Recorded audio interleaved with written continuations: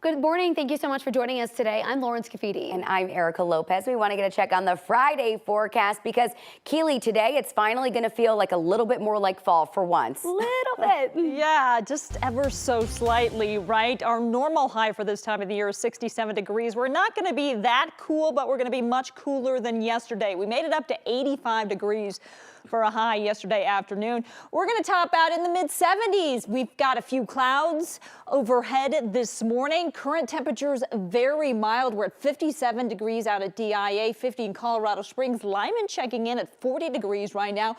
30s, low 40s in the mountains. Today, partly cloudy. That's going to help keep temperatures a bit cooler. We also have a weak cold front dropping through this morning. That's going to help cool those temperatures off a bit. So your forecast high for the Denver metro area, 75 degrees. The winds are going to be light. They're certainly going to pick up tomorrow, and that will increase that fire danger. Forecast highs, 70s across the northeastern plains, still getting up in the 80s across the southeastern plains, 60s, 70s in the mountains for this afternoon. Clouds, that's all we're dealing with, but we will be clearing out by this evening, and that's going to be good news for folks wanting to see those northern lights once again.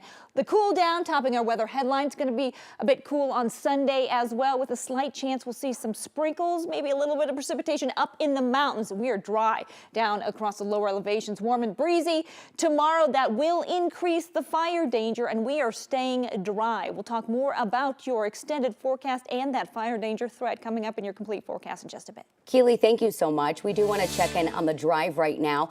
Getting you started with a live look at 225 in Alameda this morning. Relatively quiet here along this stretch. Still not a whole lot happening. And honestly, we're still pretty quiet across the metro area this Friday morning. The other crash we were dealing with, if you were joining us on westbound 76 in Sheridan into the Berkeley-Arvada area, has cleared, and so have the delays. But if you're going to be traveling through Aurora, we're getting reports of a new crash. I'm seeing delays on 225 in this area on that northbound side of 225. We're getting reports of a closure of 6th Avenue in Aurora, eastbound 6th Avenue, rather, right at 225. And it looks like it is also impacting your northbound 225 commute. So something to keep in mind there, but really still in good shape elsewhere. No delays coming into Commerce City yet on westbound 76. 270 is clear in both directions, and westbound I-70 still not giving us any trouble this morning. Former President Donald Trump is holding a campaign rally in Aurora today. He has falsely claimed the city has been taken over by gangs and has called it a war zone. 9 News reporter Courtney Yoon joins us live from nearby the Gaylord Rockies Resort. Courtney, Trump is expected to speak there really in just a couple hours today. Yeah, that's right. Good morning, Lauren and Erica. Doors open for this event at 9 a.m. And as you can see behind me here, there's already a lot of people lined up to get inside to be part of the audience for Trump's rally here. We've already heard a lot of chanting this morning. And if my photographer Joe Swanson pans over to the left, you can see that there are still people walking in right now. And there's a lot of queue here for people to be waiting to get in around 9 a.m. Speakers are going to begin at 11 a.m. and the former President Trump is expected to take the stage around 1 p.m. today.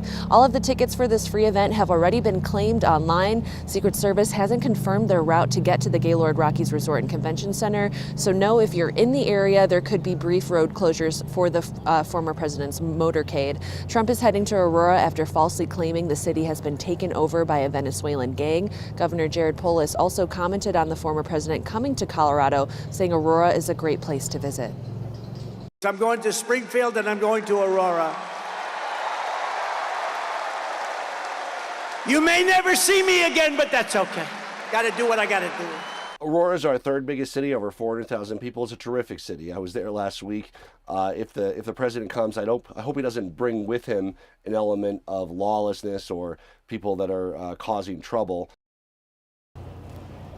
Aurora Mayor Mike Kaufman, a Republican, has told 9 News that he will not be appearing today at Trump's rally, and he hopes the visit to Aurora will show the former president that his claims are inaccurate. We will have coverage of this event live on air and online on 9news.com.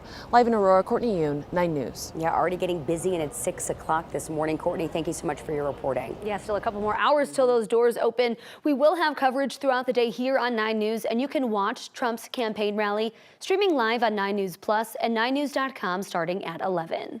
Today, mail-in ballots will start going out to Colorado voters. You'll have 2 weeks to send it back in the mail, but if you miss that October 28th deadline, you will still be able to drop your ballot in a drop box, or you can vote in person.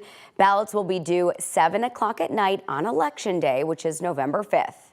The man who stabbed a Wheat Ridge police officer 12 times will spend 35 years in prison.